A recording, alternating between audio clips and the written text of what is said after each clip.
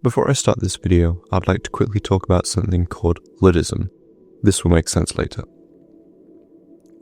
Luddism was a movement of workers in the early 19th century named after the mythical figure Ned Ludd. It began in 1811 in England as a response to the introduction of machinery that threatened jobs in the textile industry. Skilled workers, particularly weavers, destroyed machines in protest. While there wasn't a single leader, it was a collective effort. The British government responded with force, arresting those and executing many Luddites. Despite the Luddites' protests and destruction of machinery, their actions didn't significantly change the course of industrialization. The factories continued to expand and automation persisted. While the workers temporarily lost their jobs, many eventually found new roles within the same industry. Art is documentation. This might seem like an old-fashioned belief about art. The death of this idea, some argue, came with the invention of the camera. Once paint on canvas no longer served its purpose of historical documentation, droves of artists, beyond their portraits of noble figures, began to question what this medium could now be used for. But I don't think the idea that art is documentation is truly dead. Instead, I believe it's undergone a linguistic shift. When I say a phrase like that, you might assume I'm referring to documentation of battles, royalty, or scenery. However, that's not what I mean. When I say art is documentation, I'm talking about the documentation of human experience. Consider the cave paintings made by early humans. What was their purpose? We'll probably never know, but what do they do for us now? They show us a snapshot of human existence at a specific point in time. What about the Mona Lisa? Do you know the purpose of it? Probably not. And yet, for some reason, 10 million people a year come to see this documentation of a mysterious woman. What does the Mona Lisa tell us? Nothing. Truly nothing. But what does it document? A human experience. This idea feels fairly uncontroversial. So let's venture into something a bit more abstract.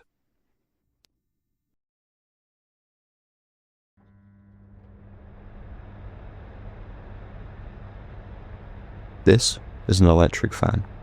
You've probably seen many like it before, but why is this one in an art museum? Well, actually, it's the only item left from the Stefan Arambino estate that Stefan's partner, John S. Bolshevik, could claim after Stefan's death in 1995 from AIDS-related complications. Now, is this art? Its placement in an art museum would suggest so, but many people would disagree. Wouldn't it have been better for John to simply paint a portrait of Stefan and add a commemorative plaque? Or perhaps write a moving piece of poetry about his feelings? Personally, I don't think so. Forcing you to confront this mundane object in an empty room with an explanatory plaque forcing us to reckon with the facts of the matter, I feel captures the feeling more than any paint to canvas or pen to paper ever could. But why is this art? Because it is documentation. A sad one, yes, but documentation nonetheless. Sure, John could have painted Stefan or written a poem, but he didn't. Does that make this medium any less artistic? We all know Michelangelo, arguably one of the most famous artists in history, whether it's his paintings in the Sistine Chapel's ceiling or the monolithic David statue. Michelangelo is a quintessential artist in the classic sense. But I don't want to talk about those works today. I want to focus on my favorite unconventional piece by Michelangelo entitled Atlas Slave. Atlas Slave is an unfinished statue dated between 1525 and 1530. For this discussion, the history behind it doesn't really matter. What I want to highlight is it's unfinished. It is incomplete. A failure in the eyes of many. An unfinished piece might seem useless, but in this case, it isn't. Why? Because we see something more than just an unfinished sculpture. We derive meaning, perhaps meaning Michelangelo never intended for us to find.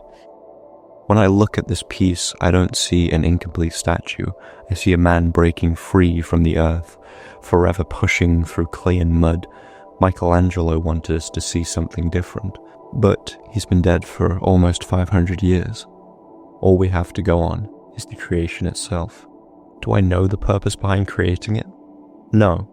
But what I do know is a human being made it. This statue is proof of that. For some, this is where most would end this thought, but not one to stray away from a challenge. I'd like to discuss one more thing. AI art. I've seen a lot of uninformed discussions on social media with people saying stuff like, AI art isn't ethical, or AI art isn't real art. These two arguments, on their face, raise very interesting questions. What real art is, and whether the sourcing of the data used for AI art is ethical, these are two questions I wish to address in this final section. First, is AI art real art? Obviously, if I go to something like ChatGPT and give it a prompt such as flowers on a table, the act of me writing that with the intention of art being created is an artistic act. Now, there's something to be said about the use of AI art in some settings, but I don't think these grievances are solely AI art's to bear. With an AI art model, a person could create any form of unsavory or unethical art, whether that be illegal art or plagiarism. But this isn't something AI art models are uniquely guilty of. Any depraved or morally grey person could use any form of artistic medium to create the same thing. Would it take longer? Yes, but accessibility isn't the issue people have, it's the creation. Where I feel most people have the strongest objection is with the claim AI art is unethical. There is something to be said that the fact that many of these models use data from user-maintained websites like DeviantArt.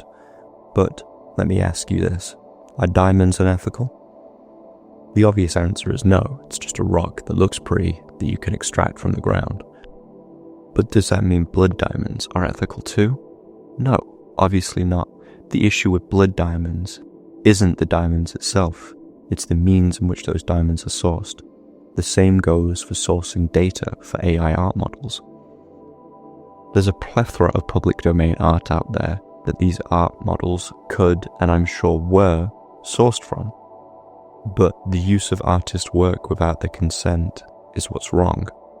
However, once again, this isn't a problem with AI art itself, it's a problem with the method in which the data is sourced. Additionally, AI art opens up new possibilities for individuals with disabilities, providing them with a tool to express themselves creatively in ways they may not have been able to access through traditional mediums. For those who may have physical limitations or difficulty using conventional art tools, AI art offers an accessible alternative for empowering them to create without barriers. There'll always be a want for handcrafted art. No matter how many textile machines there are, someone will always want a handcrafted shirt. The Luddites were wrong then, and in my opinion, they will be wrong again.